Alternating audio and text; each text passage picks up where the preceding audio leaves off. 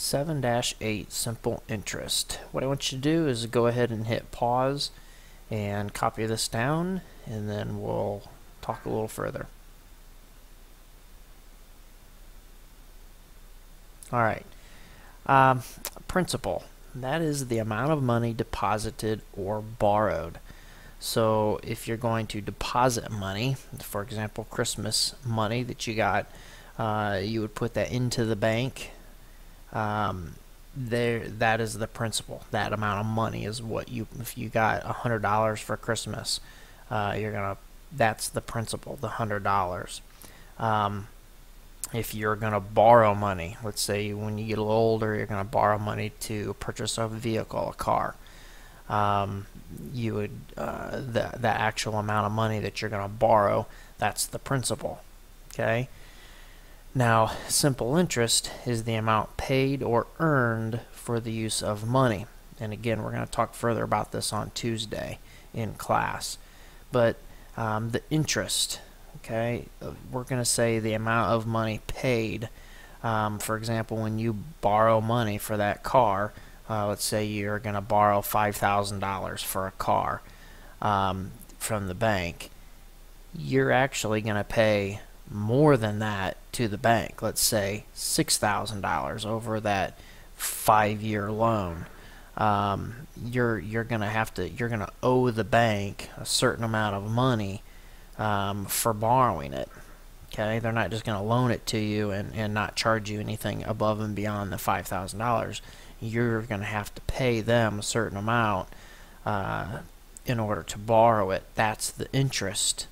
Okay, now money earned, okay, you can earn interest. You put that $100 into the bank, they're going to pay you, of course it's a much smaller percentage than it is what you have to pay them for borrowing money for a car, and that's what we're going to talk about on Tuesday. But you're going to earn a small percentage. In fact, many times it's this time of the way the banks are now, it's going to be a small percent of 1%, maybe 1/4%, is what they're going to pay you for keeping your money, for you depositing it in there. So they're going to give you money too for letting them keep it.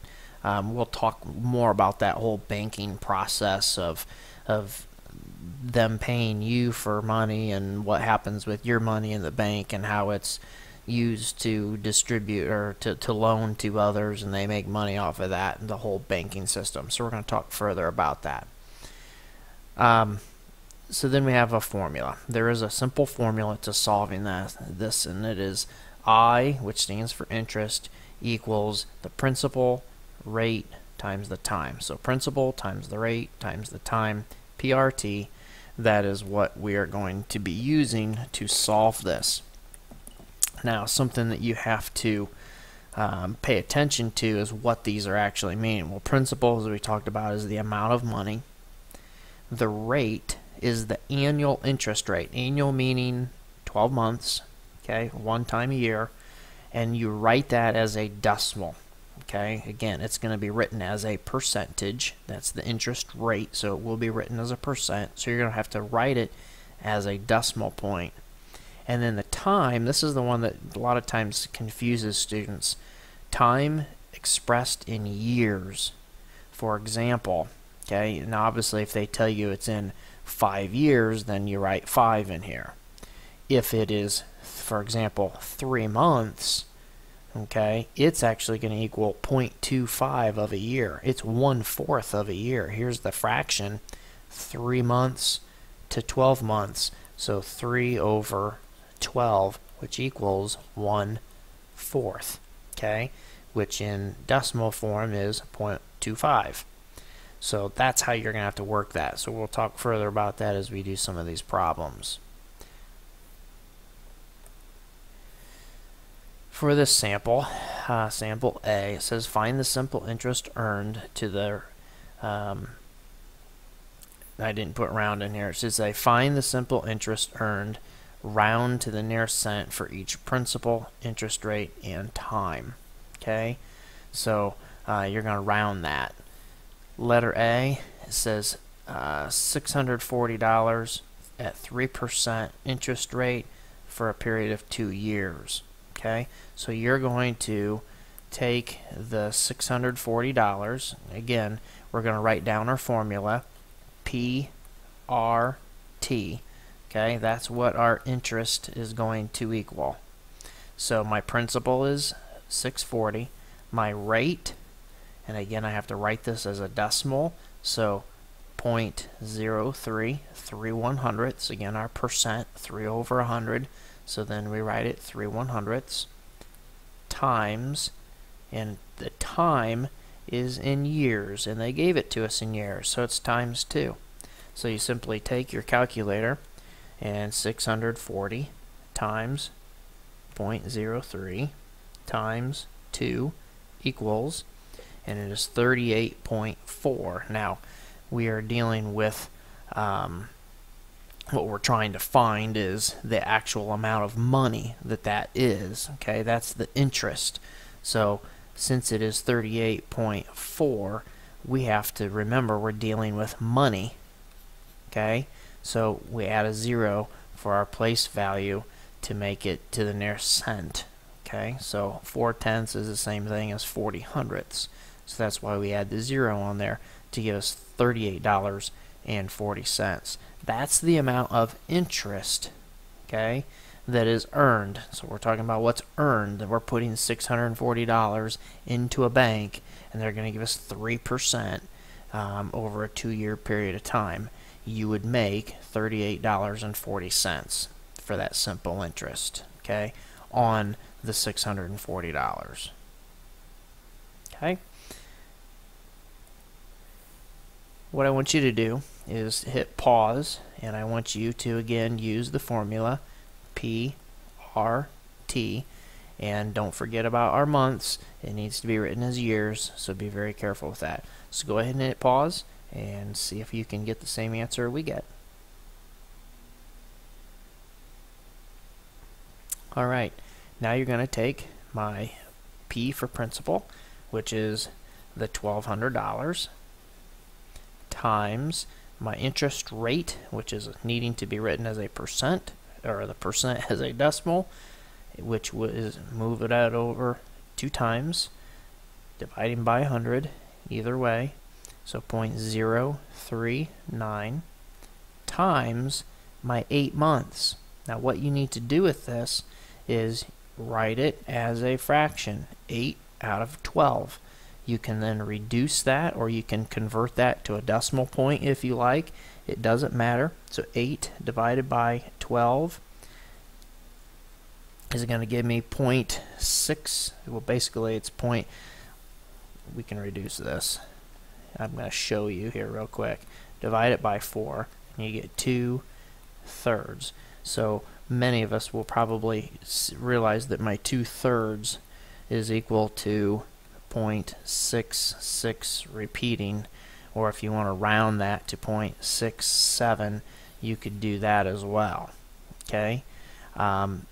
Again, the best way is to take this fraction and leave it a fraction, solve this, and then use your calculator to plug 2/3 into it so that it leaves that repeating number in it. But you can round this to the hundredths. It gives you a close enough answer to it.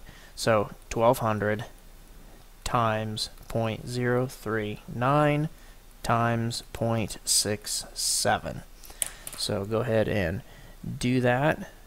1,200 times 0.039 times 0.67, which is going to equal $31.356, rounding to the nearest hundredths.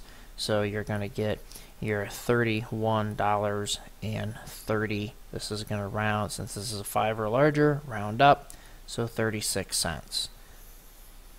That would be your answer. Okay.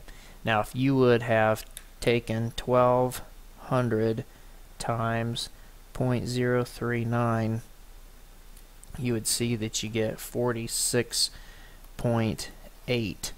Okay, and then you can simply plug into your calculator the basically it'd be 2 divided by 3. When you do that, times 2 divided by 3, and you would see that you actually end up getting 31.2. And then you round that to the nearest cent, and that's the answer you get. Okay, rounding this, it actually makes it a little bit larger number.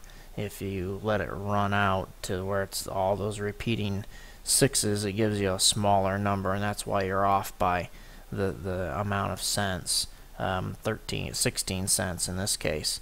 So obviously this is the more accurate way of doing it with the 2/3. Okay, questions on this? We'll discuss this a little bit further tomorrow.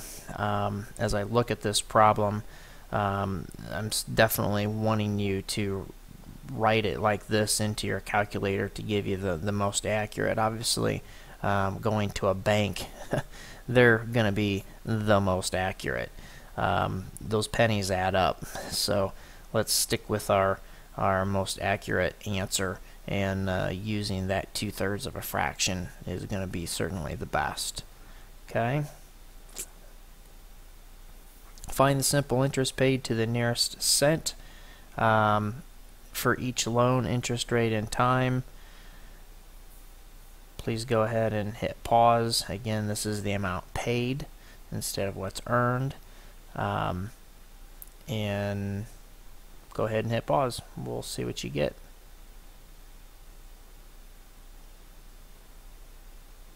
Alright, again using my principal, rate, and time formula, 4,500 times 0.09 times 3.5, and you can leave it as 3.5. There's no reason to change that at all. Okay, so you can just leave it as 3.5. If it was 3 years and so many months, then you'd have to change it. But if it's given to you in years, then you can leave it just as is. So plug that in, 4,500 times 0.09 times 3.5, and you will get $1,417.50. Okay. Now you can see this is a big 9% interest rate. For example, you've got the $4,500 car, and you've got a 9% interest rate, and you're spreading that out over 3.5 years. You are actually going to have to pay this amount on top of the $4,500. Okay, so your car loan, you didn't just pay $4,500 for it. You've got to add this on. Okay, so you're actually paying about $6,000 for that car when you add up the interest. Okay, homes, have your parents look at the amortization on their loans, and for a home mortgage, it's an incredible amount of money. In fact, that's something I'm going to pull one up tomorrow and show you on just a $100,000 home, how much you actually end up paying in 30 years for that $100,000 home. You will be astounded by that number. So again, we'll talk about that tomorrow. And the last one, I'll let you go ahead and solve this. So go ahead and hit pause. Alright, $290 times 0.125 times, since it is 6 months, I can say 6 out of 12 and get 1/2. Or instead of using the fraction, you can make that, since it is an equivalent decimal point, it's not a repeating decimal, then you can just simply use the decimal point value. It's again only on like the 2/3 or 1/3 that you would have more of an issue with that. So $290 times 0.125 times 0.5 equals 18 and 125 thousandths, rounding to the nearest hundredths. So $18, and this would then round to 13 cents. If you have any questions, please write them down, and we'll talk further about it tomorrow. Hope you have a great evening.